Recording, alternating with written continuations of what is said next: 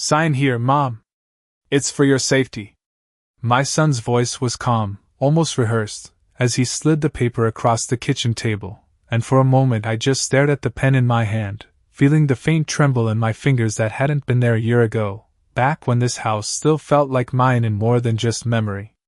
I looked up at Daniel, searching his face for something familiar, something that reminded me of the little boy who used to run through this very kitchen in socked feet, laughing, but all I saw now was impatience carefully disguised as concern, and behind him, leaning against the doorway with her arms folded, stood Sophia, her expression composed, polite, and just distant enough to make my chest tighten in a way I couldn't quite explain. "It's just temporary," he added, tapping the paper lightly as if that would make the decision easier, as if the word temporary could soften the weight of everything I didn't yet understand, and I nodded slowly, because that's what I had always done, trusted him, trusted them, trusted that family meant something steady and unbreakable, even when things felt off in ways I couldn't quite put into words. The house was quiet that morning, too quiet, the kind of silence that lingers after something has already changed, though no one has said it out loud yet, and I realized then that I hadn't heard Daniel laugh in this house in a long time, not since before his father passed, not since the days when Sunday dinners stretched into long conversations and the walls held warmth instead of this strange, hollow stillness.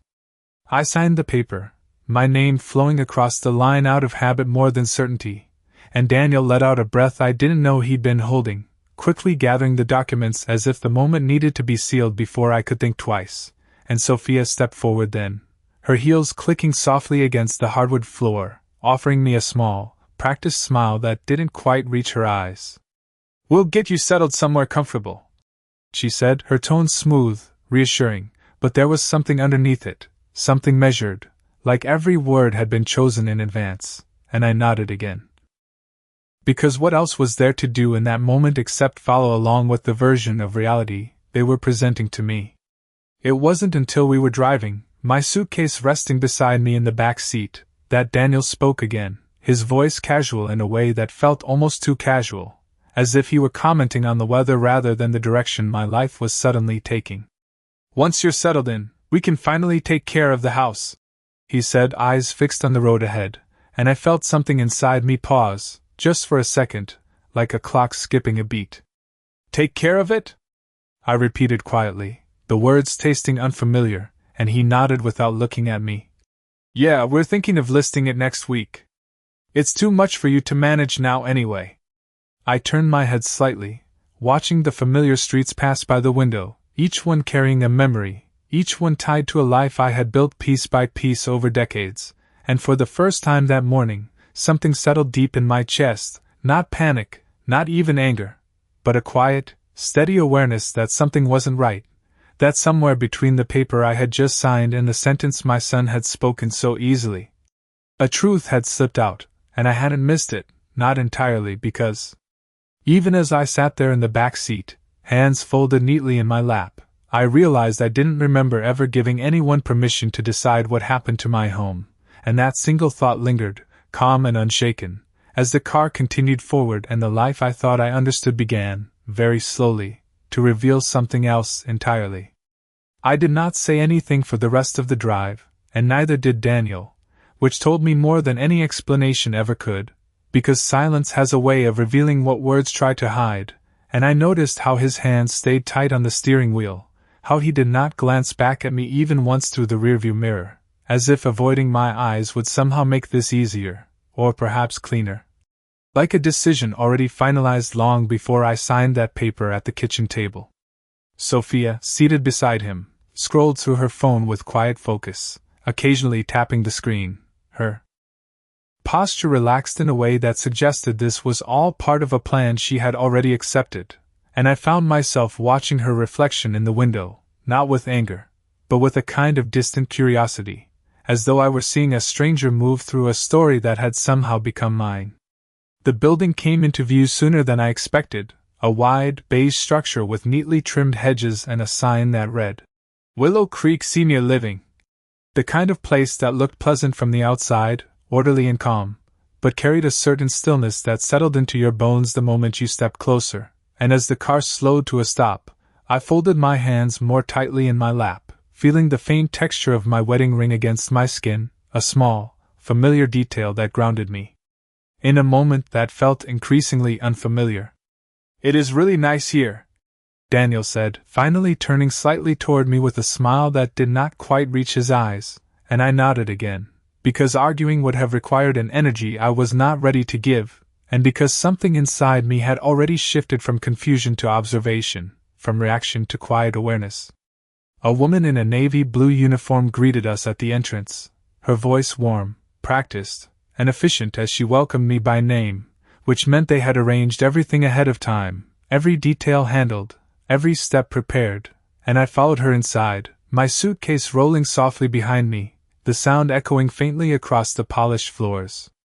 The room they showed me was small but tidy, a single bed by the window, a dresser, a chair, and a narrow closet that seemed far too limited for a lifetime of belongings, and I placed my hand lightly on the windowsill, looking out at a row of identical trees lined up with quiet precision, their branches barely moving in the afternoon breeze, and for a moment I let the silence settle, not as something heavy, but as something clear. "We will come visit this weekend," Daniel said from behind me, his tone reassuring, already halfway out the door, already stepping back into a life that did not seem to include me in the same way it once had, and I turned just enough to meet his eyes. Noticing how quickly he looked away, how quickly the moment passed. "Of course," I said, my voice steady, even, unchanged, and Sophia gave a small nod, her expression polite, controlled, as if everything had gone exactly as expected, and within minutes they were gone, their footsteps fading down the hallway, leaving behind a quiet that felt different from the one in my house, not empty, but contained, like a pause waiting to be understood. I sat down slowly on the edge of the bed, placing my hands on my knees, and replayed his words in my mind, not the ones about comfort or care, but the ones that had slipped out so easily in the car, the ones about listing the house, about taking care of it, about something that had never been theirs to decide, and I realized then that I could still see the documents clearly in my memory, the signature, the lack of detail, the absence of anything that truly transferred ownership, and a thought settled quietly into place, firm and unmoving, not fueled by anger, but by certainty, because I had lived in that house for over 30 years, had signed every paper that mattered, had stood beside my husband when we made every decision that built our life, and I knew, with a clarity that surprised even me, that something did not add up, and as I looked around the small room, taking in the narrow walls and the carefully arranged furniture, I did not feel displaced so much as temporarily paused. As if I had been moved aside in a story that was not finished yet, and for the first time since that pen touched paper, I allowed myself a small, quiet realization that did not need to be spoken out loud, because it was steady enough on its own, and it stayed with me as I leaned back against the headboard, eyes open, mind clear, and heart no longer searching for answers from them, but from the truth I had yet to fully uncover.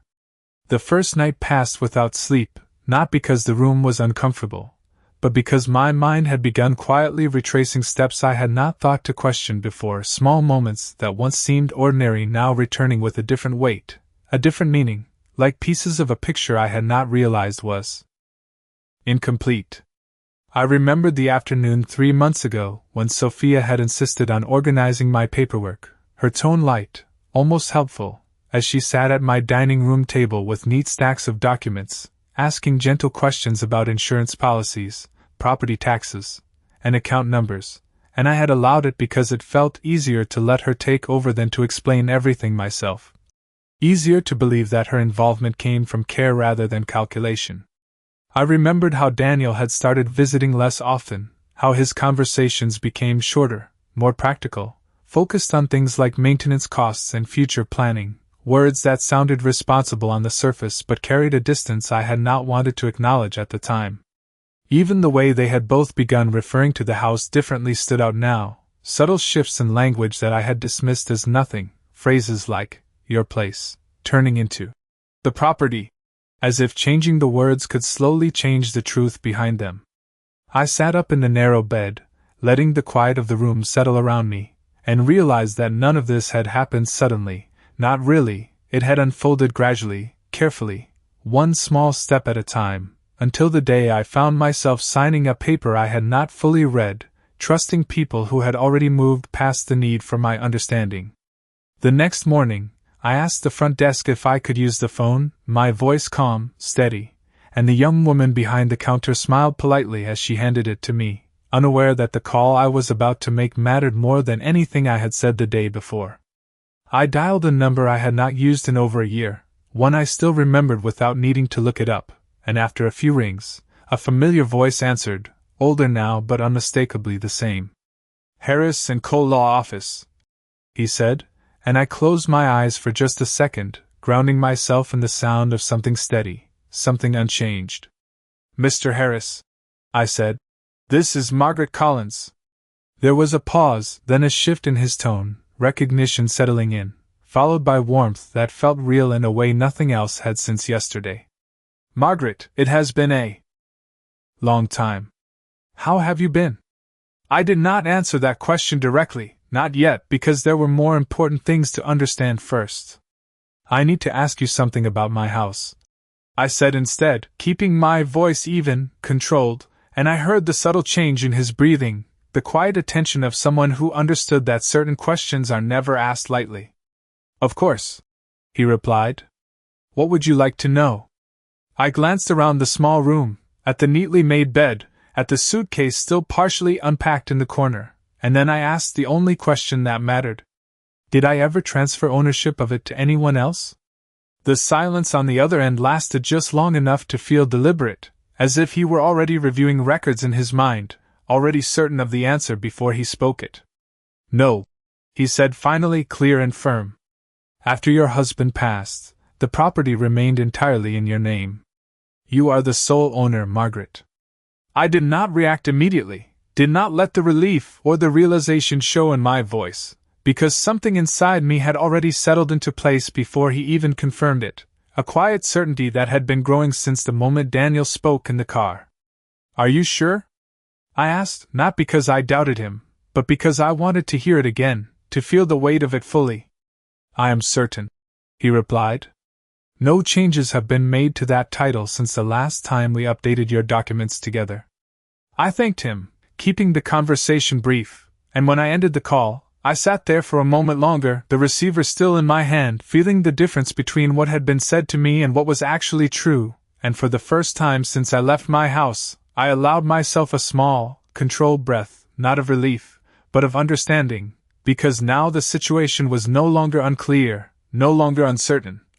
And as I placed the phone back on the desk and turned toward the hallway, I realized that whatever came next would not be decided by them, not anymore, because the one thing they had counted on, my silence, my trust, my willingness to follow, was no longer something they could rely on, and I walked back to my room with steady steps, not rushed, not hesitant, but measured, knowing that the story they believed they were writing had just quietly begun to change.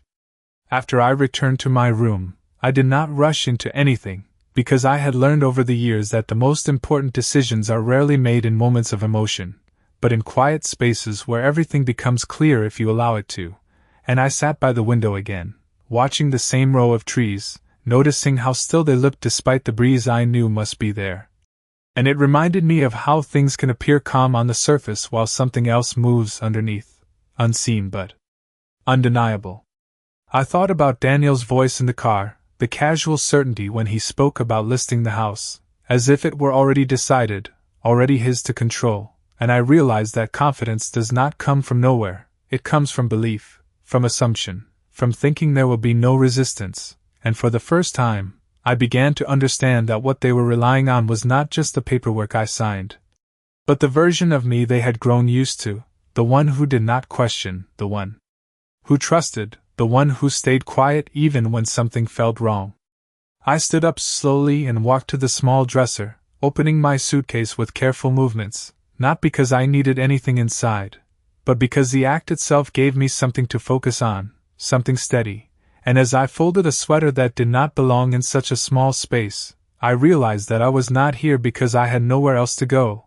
I was here because they believed I would stay, because they believed I would accept what they had arranged. And that distinction settled into my mind with a Quiet clarity that changed everything. Later that afternoon, I stepped into the hallway, moving at an unhurried pace, observing the way the staff interacted with the residents, the routines, the schedules, the small details that made this place function smoothly, and I noticed how easy it would be for someone to disappear into this environment, not physically, but in a way that made their presence less visible, less central, and I understood then that this was not just about comfort or care, it was about distance, about creating a space where I would no longer be part of decisions that affected what was still mine. When I returned to my room, I reached for the phone again, but this time I did not dial immediately. Instead, I sat with it in my hand, considering what needed to happen next, because knowing the truth and using it are not the same thing, and timing matters more than people realize, especially when others believe they are already in control. I remembered the last conversation I had with my husband before he passed, the way he had insisted on reviewing everything one more time, not out of fear, but out of certainty that things should be clear, protected, and in that moment, I felt something steady return to me, not grief, not regret, but a sense of alignment with decisions we had made together. Decisions that had not changed simply because someone else believed they had. I placed the phone back down gently and leaned back in the chair, allowing the silence to settle again, but this time it felt different, not empty, not uncertain, but precise, like a pause before something deliberate, and I realized that there was no need to confront them immediately, no need to call Daniel and question him or challenge what had been said, because doing so would only alert them, only give them time to adjust, to prepare, to shift their approach, and I had no intention of giving them that advantage. Instead, I would wait, I would observe, and I would let them move forward exactly as they planned, because every step they took under the assumption that they were in control would bring them closer to a moment they had not anticipated, and I understood now that the strength in this situation did not come from reacting, but from allowing the truth to remain exactly where it was, untouched and undeniable, until the moment it needed to be revealed. I closed my eyes briefly, not out of exhaustion, but to settle my thoughts into something steady and focused, and when I opened them again, the room looked the same, the trees outside still lined up in perfect order, the quiet unchanged, but I was no longer sitting there wondering what had happened to me. I was sitting there knowing exactly what had not changed, and that knowledge, simple and unspoken, was enough to begin shaping what would come next. I did not call Daniel that evening, and I did not send a message or ask any questions, because there is a certain kind of truth that becomes more useful when the other person believes it is still hidden, and I understood now that whatever they were planning would unfold more clearly if I allowed it to continue without interruption. The next morning followed a routine I had already begun to observe: breakfast served at 8, quiet conversations drifting between tables, the low hum of a place designed to feel calm, predictable, contained, and I sat there with a cup of coffee that had already cooled in my hands, listening more than speaking, watching more than reacting, because every detail mattered now in a way it had not before. Around 10 o'clock, I asked the front desk if there was a place nearby where I could make a private call, and the woman smiled kindly, directing me to a small office near the back hallway, a space with a single chair, a desk, and a door that closed softly behind me, sealing out the noise of the rest of the building. I sat down, took a moment, and then dialed the same number again, knowing that this conversation would be different from the last. "Mr. Harris," I said when he answered, my voice steady, controlled, "I need to understand something more clearly." There was no hesitation in his response, only quiet attention, the kind that comes from years of listening to situations that are never as simple as they first appear. I explained what had happened, not with emotion, not with accusation, but with precision, describing the paper I had signed, the move that followed, the conversation in the car about selling the house, and when I finished, there was a brief silence on the line, not uncertain, but measured, as if he were placing each detail into its proper place. "Margaret," he said finally, "based on everything you have told me, it does not sound like you signed anything that transfers ownership. It may have been a consent form for care or temporary residency, but without a deed or a notarized transfer, your house remains legally yours." I let that settle, not because it was new information, but because hearing it in context made it stronger, more defined, less abstract. So they cannot sell it? I said, not as a question, but as a statement I needed confirmed. No, he replied firmly. They cannot list or sell a property they do not own, and any attempt to do so would be legally challenged immediately. I thanked him again, but before ending the call, I added one more question, one that mattered now more than anything else. If they try, I said, what happens next? His answer came without hesitation. Then we step in, and we stop it. When I hung up, I did not feel anger, or even relief, just a quiet sense of direction, as if the path ahead had been outlined clearly enough that I no longer needed to guess what came next. That afternoon, Daniel called, his voice warm, checking in the way people do when they want to maintain the appearance of care without inviting deeper conversation. How is everything there? He asked, and I answered simply, calmly, describing the room, the staff, the routine, giving him nothing more than what he expected to hear, nothing that would suggest I had begun to understand more than he intended. That is good, he said, sounding almost satisfied, and then, as if it were an afterthought, he added, we are meeting with a realtor tomorrow, just to explore options. I paused just long enough to make it natural, just long enough to appear as though I was processing the information without questioning it. That sounds like a big step, I replied, my tone even, unhurried, and he laughed lightly, dismissing the weight of it. It is just practical, Mom. The house is too much to maintain. I did not argue, did not correct him, did not remind him of anything he had forgotten, because none of that was necessary anymore. I trust you, I said instead, the words simple, familiar, exactly what he expected to hear, and when the call ended, I placed the phone back on the small desk beside my bed, letting the silence return, but this time it felt sharper, more defined, like a line drawn between what they believed and what was actually true. I sat there for a moment, hands folded in my lap, and allowed the situation to settle fully into place, not as something happening to me, but as something unfolding around me, something I now understood well enough to navigate without hesitation. And as the afternoon light shifted across the floor, I realized that the next move would not come from them, not in the way they expected, because for the first time since this began, I was no longer reacting to their decisions, I was allowing them to continue, exactly as they were, until the moment arrived when the truth they had overlooked would no longer stay hidden, and when that moment came, it would not need to be forced, it would simply need to be revealed. The following day moved exactly as I expected it would, not because I had control over what Daniel and Sophia were doing, but because people tend to follow through on plans they believe are already secure, and by late morning, I found myself sitting by the window again, watching the quiet movement of staff and residents below while considering how easily confidence can turn into carelessness when no one challenges it. At around 11, my phone rang, and I already knew who it would be before I reached for it, because timing matters, and this call came precisely when it should. Mom, Daniel said, his tone light, almost upbeat. We met with the realtor this morning. I let a small pause settle between us, not long enough to feel unnatural, just enough to suggest I was listening carefully. That sounds productive, I replied, keeping my voice even, neutral, and I could almost hear the relief in his breathing, the subtle shift that comes when someone feels their decision is being accepted without resistance. It is, he continued. The market is strong right now, and the house could sell quickly, maybe even within a couple of weeks. I nodded, even though he could not see me, because sometimes agreement is more powerful when it is quiet.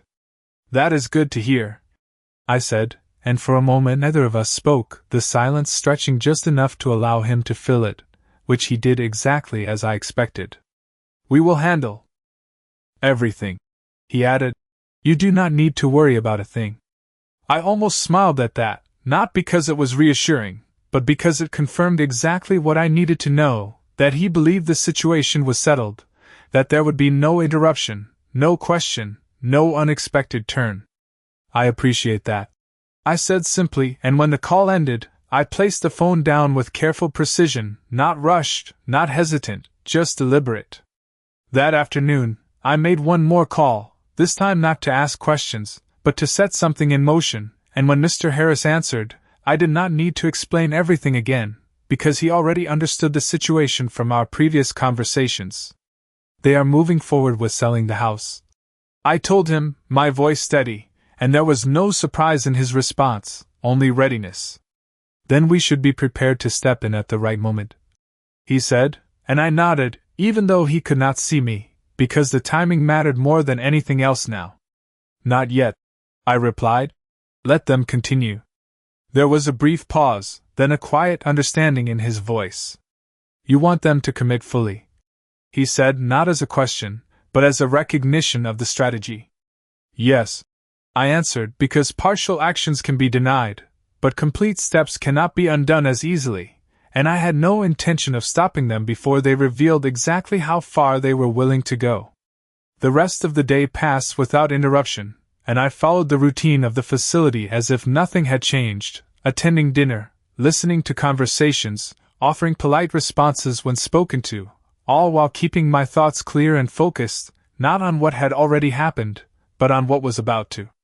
That evening, as I returned to my room, I paused for a moment by the window, watching the fading light settle over the same row of trees, their stillness unchanged, their alignment precise, and I realized that everything was now in place, not because I had forced it, but because I had allowed it to unfold exactly as they intended. I sat down slowly on the edge of the bed, placing my hands neatly in my lap, and let the quiet settle around me once more, but this time it carried a different weight, not uncertainty, not hesitation, but anticipation, calm and controlled, because I knew that somewhere, at that very moment, they were making arrangements, speaking with agents, discussing numbers, moving forward with a confidence that had not yet been tested, and I understood that when the moment came, it would not require raised voices or confrontation, it would only require presence, clarity, and the simple truth that had been there all along, waiting to be acknowledged. And as I leaned back against the headboard, eyes open, mind steady, I allowed myself one final thought before the day ended, not spoken out loud, not shared with anyone, but certain and complete, that the house they were so eager to sell had never stopped being mine, and that soon, in a way they had not prepared for, they would have no choice but to see that for themselves. The morning of the showing arrived without announcement, but I felt it before it happened, not through a message or a call, but through the quiet certainty that comes when a sequence of events reaches the point where it can no longer be paused or redirected, and I woke earlier than usual, sitting at the edge of the bed with my hands resting lightly against my knees, thinking not about what they were doing, but about how they believed it would unfold. At 9 o'clock, my phone rang, and this time it was Sophia, her voice composed, polite, carrying that same careful tone she had used from the beginning. We have a few people coming to look at the house today, she said, as if she were informing me of something routine, something expected, and I allowed a small silence to settle before responding, just enough to suggest I was absorbing the information without questioning it. That sounds busy, I said, my voice even, and she continued without hesitation. The realtor thinks we might even get an offer by the end of the day. There was a faint note of satisfaction in her voice, subtle but present, the kind that comes from believing everything is proceeding exactly as planned. That would be fast, I replied, and she gave a quiet laugh, light, controlled. The market is strong right now, she said, echoing Daniel's words from the day before, and I recognized then how closely aligned their thinking had become, how certain they were that this process belonged to them. Well, I said after a moment, I hope everything goes smoothly. There was a brief pause on her end, perhaps expecting more, perhaps waiting for hesitation or resistance, but when it did not come, she thanked me politely and ended the call. I placed the phone down slowly, not because I needed time, but because the moment deserved precision, and I knew now that they had moved beyond planning into action, beyond assumption into commitment, and that was exactly where they needed to be. An hour later, I made my call, not hurried, not urgent, but deliberate, and when Mr. Harris answered, I did not need to explain much. They are showing the house today, I said, and his response came with the same calm readiness as before. Then we should meet there, he replied, and I nodded, even though he could not see me, because the timing had finally aligned. Yes, I said. Today. There was no need for further discussion, No need for details that would only complicate what was already clear, and when I ended the call, I stood up, smoothing the front of my blouse with steady hands, not out of nervousness, but out of habit, the kind that comes from preparing for something that matters. I informed the front desk that I would be stepping out for a few hours, and the staff member smiled, making a note without question, because to them, I was simply a resident following a routine, not someone walking into a moment that would shift everything that had been quietly set in motion around me. The drive back felt familiar in a way the previous one had not, each street, each turn carrying a sense of recognition that settled something steady inside me, and when the house came into view, I saw it not as something distant or removed, but as it had always been, unchanged, waiting. There were cars parked along the curb, more than usual, and I could see movement through the front windows, silhouettes passing from room to room, voices faint but present, the activity of people imagining a future that did not belong to them. I stepped out of the car slowly, closing the door with a soft, controlled motion, and stood there for just a moment, taking in the scene without haste, without emotion, because everything I needed to know was already clear. As I walked toward the front door, I noticed the small details first, the sign planted neatly in the yard, the fresh arrangement of flowers by the entrance, the effort to present the house as something ready to be transferred, to be handed over, and I understood then that they had fully committed to this version of reality, that there was no hesitation left in their actions. The door was slightly open, and as I stepped inside, the familiar scent of the house met me immediately, unchanged, steady, and I heard voices from the living room, Daniel speaking confidently, explaining features, answering questions, guiding strangers through spaces that held years of my life as if they were already his to offer. I moved forward quietly, not hiding, not announcing myself, simply entering the space as I always had, and as I reached the edge of the room, I saw him, standing there with a practiced smile, gesturing toward the windows, the floors, the layout, completely at ease, completely certain, and for a brief moment, I allowed the scene to settle exactly as it was, uninterrupted, because what came next did not require urgency. It required clarity, and that, I knew, was something I carried with me as I took one more step into the room, my presence no longer absent, no longer overlooked, but undeniable. For a moment, no one noticed me, and I allowed that moment to exist exactly as it was, because there is a certain clarity that comes from watching people behave naturally, without interruption, and Daniel stood in the center of the living room speaking with confidence, his voice smooth as he described renovations we had done years ago, the hardwood floors we had chosen together, the sunlight that came through the windows in the late afternoon, details he remembered well enough to repeat but not well enough to truly understand. The potential buyers moved slowly through the space, nodding, asking questions, imagining their own furniture in rooms that had once held our lives, and I listened quietly until one of them asked the question that shifted everything. "And the ownership is clear?" the man said, his tone careful, professional, and Daniel answered without hesitation. "Yes, everything is in order. We are ready to move forward as soon as there is an offer." That was when I took another step forward, just enough for my presence to be noticed, not dramatic, not sudden, just unmistakable, and the sound of my shoes against the floor was enough to draw their attention one by one until the room fell into a silence that felt immediate and complete. Daniel turned first, his expression changing in a way that was almost imperceptible, a brief flicker of confusion before something else settled in, something tighter, less certain. "Mom?" he said, the word landing somewhere between surprise and discomfort, and Sophia followed his gaze, her posture straightening slightly, her composure still intact but no longer effortless. I did not raise my voice, did not rush my words, because none of that was necessary, and I met Daniel's eyes with the same calm steadiness I had held from the beginning. "I thought I should be here," I said, my tone even, measured, and the buyers exchanged a quick glance, sensing the shift in the room without fully understanding it yet. The realtor, standing near the doorway, stepped forward slightly, attempting to maintain control of the situation. "Is everything all right?" she asked, her voice polite but cautious, and I turned my attention to her, not with confrontation, but with clarity. "I believe there may be a misunderstanding," I said, and the word misunderstanding settled into the space with a quiet weight that drew everyone's attention more firmly than any raised voice could have. Daniel moved quickly then, stepping closer to me, lowering his voice as if the conversation could still be contained. "Mom, we talked about this," he said, his tone controlled, but I could hear the strain beneath it, the subtle shift from certainty to something less stable. I did not respond to that directly, because the moment was no longer private, and it did not need to be.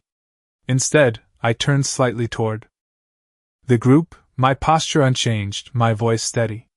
"This house," I said, allowing a brief pause before continuing, "is still in my name." The words were simple, but they carried more weight than anything else that had been said that morning, and I watched as the understanding moved through the room, not all at once, but in stages, first the buyers, then the realtor, and finally Danielle and Sophia, whose expressions no longer held the same quiet confidence they had just moments before. "That is not possible," Sophia said, her voice measured but tighter now, and I met her gaze without hesitation. "It is," I replied, not adding more, because the truth did not need elaboration. The realtor glanced between us, her professional composure shifting into something more cautious. "Perhaps we should clarify the ownership before proceeding," she said carefully, and Daniel's jaw tightened, his control slipping just enough to be visible now. "There is no need for that," he said quickly, but the certainty in his voice was no longer as strong as it had been before. At that moment, the front door opened again, and the sound of footsteps followed, steady, unhurried, and I did not need to turn to know who it was. Mr. Harris stepped into the room with quiet confidence, carrying a folder in his hand, his presence adding a final layer of clarity to what had already begun to shift. "I believe there is," he said calmly, addressing the realtor with a polite nod before opening the folder and removing a set of documents, his movements precise, deliberate. "These are the official records," he continued, placing them on the nearby table where everyone could see, "confirming that Margaret Collins is the sole legal owner of this property." The room fell silent again, but this time the silence was different, no longer uncertain, no longer waiting, but resolved, and I stood there without moving, without needing to say anything more, because everything that needed to be understood had already been made clear, not through force, not through argument, but through the simple presence of truth that could no longer be ignored. No one spoke immediately after Mr. Harris placed the documents on the table. And that silence carried more weight than anything that had come before it, because it was no longer uncertain or confused, it was clear, undeniable, and final in a way that did not require explanation. The realtor stepped closer, her expression shifting from polite confidence to careful professionalism as she scanned the papers, her eyes moving line by line with growing precision, and when she looked up again, the tone in her voice had changed. "It appears the property is indeed solely owned by Mrs. Collins," she said, directing her words to the group, but glancing briefly at Daniel, whose posture had stiffened in a way that made his earlier confidence feel distant, almost misplaced. The buyers exchanged another look, this time more decisive, less curious, and one of them spoke quietly. "We should probably hold off until everything is clarified." And the other nodded, stepping back slightly as if the house itself had shifted from an opportunity into something uncertain. Daniel opened his mouth as if to respond, but no words came immediately, and in that brief hesitation, everything he had relied on seemed to lose its structure, not dramatically, not suddenly, but steadily, like something unraveling thread by thread. Sophia remained composed, but the control she had maintained so carefully was no longer seamless, her expression tighter now, her attention fixed on the documents in a way that suggested she was recalculating rather than reacting. I stood where I was, not moving forward, not stepping back, simply present, because there was nothing left for me to prove, nothing left to argue, and I realized that the most powerful position in that moment was not one of confrontation, but one of quiet certainty. Mr. Harris closed the folder gently after giving the realtor a final nod, his role complete not through force, but through clarity, and the room began to shift again, people adjusting, conversations lowering, decisions being made without needing to be spoken aloud. The realtor offered a polite but firm smile, turning to the buyers. I think it would be best to reschedule once ownership matters are fully confirmed, she said, and they agreed without hesitation. Their earlier interest replaced by a cautious distance that was both immediate and unmistakable. One by one, they moved toward the door, their steps quiet but purposeful, leaving behind a space that felt different now, not staged, not presented, but returned to something more real, something that had never actually changed. When the door closed behind them, the silence that followed was not heavy, but clean, like the end of something that had already been decided long before this moment. Daniel finally looked at me directly, his expression no longer confident, no longer certain, but searching, as if trying to find a version of this situation that still made sense to him. "Mom," he began, his voice lower now, less controlled. "We were just trying to help." And I held his gaze without interruption, without raising my voice, because explanations offered after the truth has been revealed carry a different weight, one that does not require immediate response.